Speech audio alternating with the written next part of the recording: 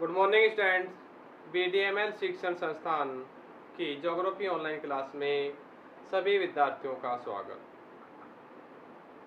हम Indian geography की बात कर रहे थे।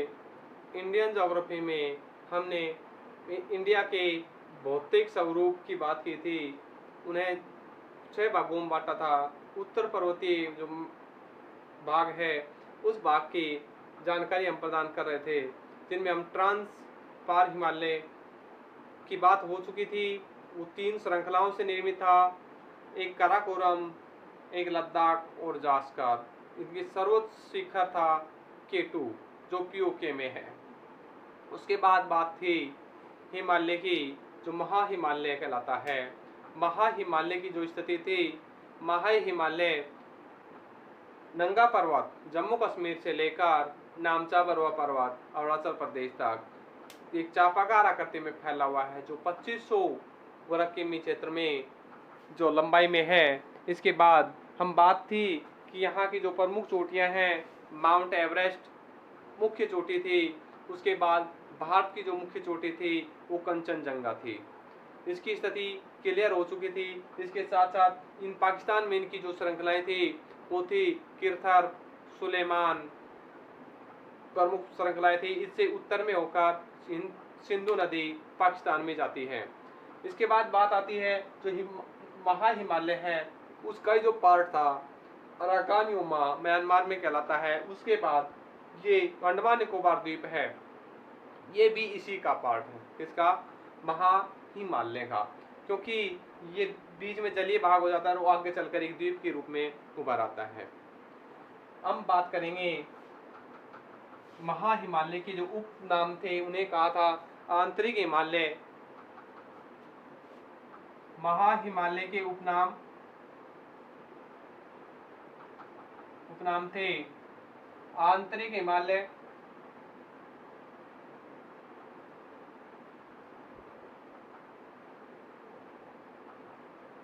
हिमाद्री हिमालय,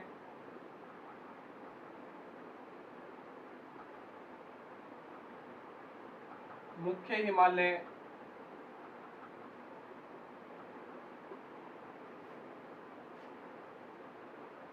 बर्फीला हिमालय,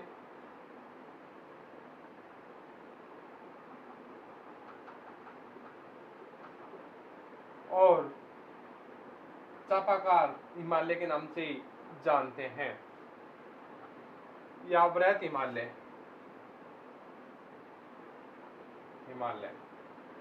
ये इसके उपनाम थे। अब बात आती है मध्य हिमालय की। मध्य हिमालय के जो उपनाम हैं उनके बारे में हम कुछ चर्चाएं करेंगे। जो मध्य हिमालय है उन्हें हिमाचल हिमालय के नाम से भी जाना जाता है।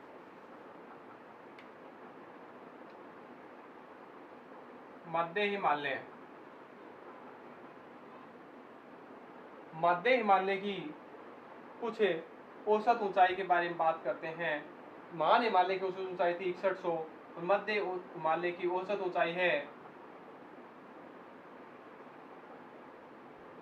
3800 से 4200 मीटर। मध्य हिमालय की भी कुछ श्रेणियां हैं, जैसे पीर पंजाल जो जम्मू में है, जम्मू कश्मीर में। उसके बाद धौलाधार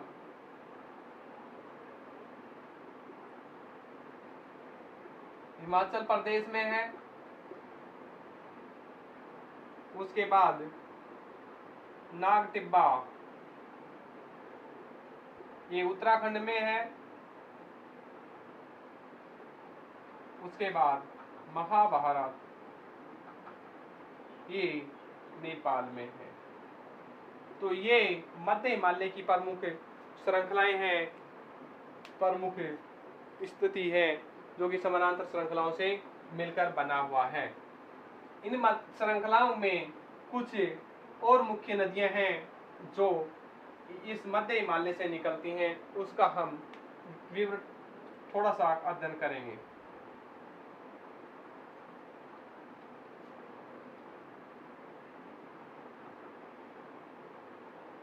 ये है महा हिमालय।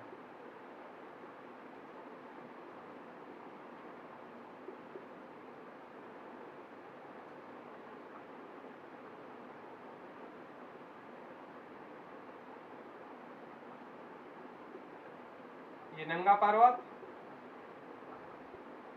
ये नामचा बारुआ पर्वत। इसके बाद बात आती है, ये जो भाग है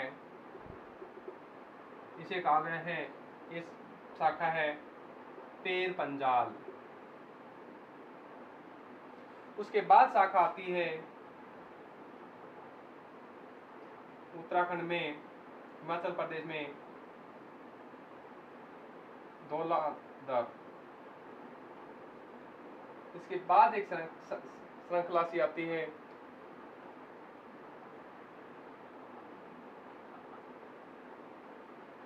छोटी छोटी श्रृंखलाएं बनाते हैं, धौलाधर,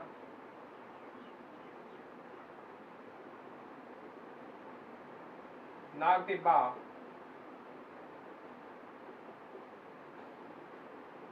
महा हिमालय, फिर महाभारत। ये है मध्य हिमालय की, क्या किसकी है? मध्य हिमालय।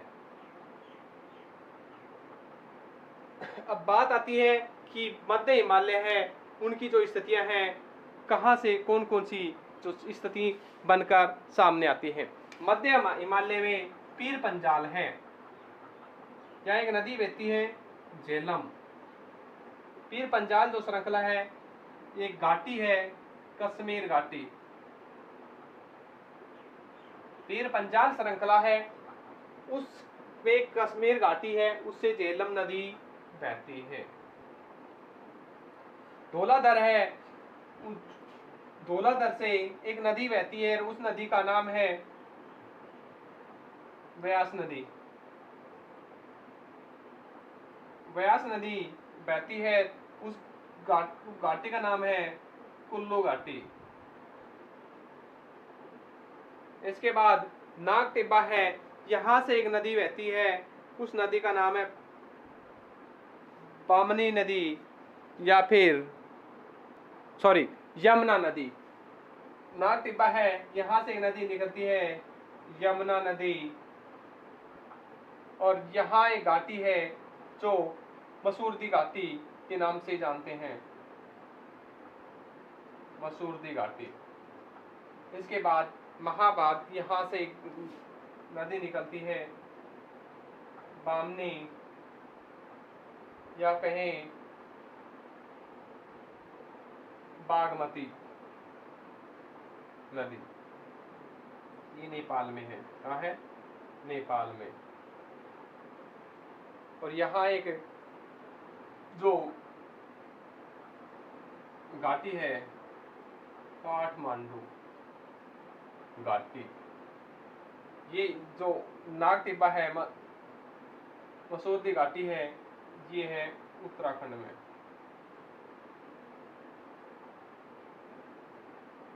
ये नेपाल में, ये उत्तराखंड में, ये हिमाचल प्रदेश में। तो मध्य हिमालय की कुछ श्रृंखलाएं हैं, उन श्रृंखलाओं से कुछ नदियां निकलती हैं और घाटियां से निकलती है। कश्मीर घाटी से झेलम नदी निकलती है, फिर पंजाब श्रृंखला है, धौलाधर श्रृंखला है, वहां से कुल्लू घाटी से व्यास नदी निकलती है, हिमाचल प्रदेश में है, ये जम्मू कश्मीर में है, जम्मू कश्मीर में। उसके बाद नाग टिब्बा है, यमुना नदी निकलती उत्तराखंड में है, मसूरदी घाटी से। और अब लास्ट है काठमांडू घाटी से महाभारत जो श्रृंखला है, वहां से बागमती या बागमती नदी निकलती है नेपाल से। इसके बाद बात आती है घाटियों की।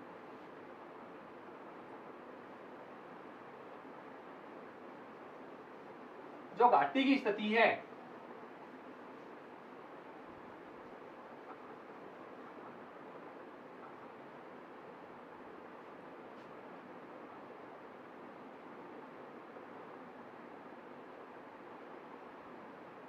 घाटी, ये पहाड़ी भाग और ये घाटी, ये पर्वतीय भाग।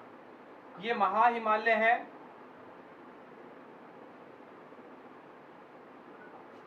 ये मध्य हिमालय है,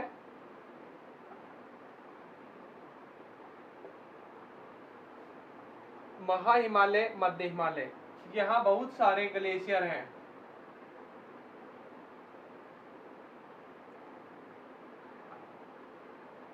ग्लेशियर हैं जो खिसक कर नीचे आते हैं, अपने साथ मिट्टी मलबा लेकर आते हैं और ये चिकनी मिट्टी इस भाग में जमा कर देते हैं, जो भाग है कश्मीर का, जिसे जम्मू कश्मीर में करेवा कहा गया है। इस क्षेत्र को क्या कहा गया है, या फिर कहें जो करेवा जो भाग है ये कश्मीर में, कहाँ है, कश्मीर में। करेवा के भाग में केसर की फसल उत्पादन हो जाती है, केसर की फसल की उत्पादन किया जाता है। इसके बाद बात आती है तो महान हिमालय है, तो जो हिमानीकृत भाग है, ये भाग कौन सा है, हिमानीकृत भाग है। तो ये जो भाग है, इन भाग में अलग अलग क्षेत्रों को अलग अलग नामों से जाना जाता है, जो हिमालय है या फिर कहें मध्य हिमालय। इन दोनों हिमालय के मध्य में कुछ भाग होते हैं, उन भागों के अलग अलग नाम हैं। जो जम्मू में, जम्मू कश्मीर में और उत्तराखंड में। जम्मू कश्मीर में इसके जो भाग हैं उसे नाम दिया है मर्ग। मर्ग है सोनमर्ग और गुलमर्ग। उत्तराखंड में है उसे नाम दिया है बुग्याल मैदान है, जो पहाड़ी भागों में है। तो यहाँ प्रवासी होते हैं जो ऋतु के अनुसार अपने पशुओं को एक स्थान से दूसरे स्थान पर ले जाते हैं। यानी ग्रीष्म ऋतु में ये लोग पहाड़ी क्षेत्र में चले जाते हैं और शीत ऋतु में ये लोग घाटियों की ओर आ जाते हैं। उत्तराखंड में स्थिति है। जो जम्मू कश्मीर में है, प्रवासी जनजाति प्रवासी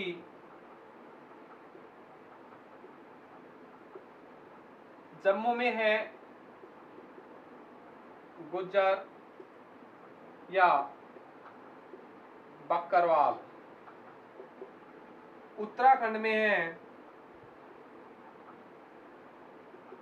भोटिया और हिमाचल प्रदेश में है बद्दी।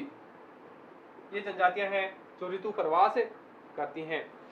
इनके अलावा बात आती है कि जो भारत में सबसे ज्यादा हिल स्टेशन हैं, हिल स्टेशन की बात करें, हिल स्टेशन यानी अंग्रेजों द्वारा एक स्वास्थ्यवर्धक स्थान घोषित किया गया है, जो गर्मियों में ठंडा होता है। जम्मू कश्मीर में है, जम्मू कश्मीर में श्रीनगर है, सोनमर्ग गुलमर्ग है। उत्तराखंड में नैनीताल है, अल्मोड़ा है, रानीखेत है। उसके बाद हिमाचल प्रदेश शिमला है, कुल्लू घाटी है, मनाली है। इसके अलावा पश्चिम बंगाल में दार्जिलिंग है और दक्षिणी क्षेत्रों में भी है। इनके बारे में हम आगे की और विस्तृत स्पष्ट करेंगे।